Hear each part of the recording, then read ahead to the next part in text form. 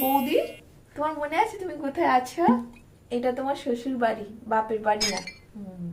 মাথায় ঘোমটাটা দাও, যখন বাবার বাড়ি যাবে তখন মাথায় ঘোমটা খুলে ঘুরে বেড়াবে, ঠিক আছে? বৌমা নয়, মেয়ে এনেছি আমার ঘরে। আরে জানো বৌদি, আমার মা না একটু বেশি ভোলা ভালা, যাকে দেখবে তাকেই মেয়ে বানিয়ে নিবে।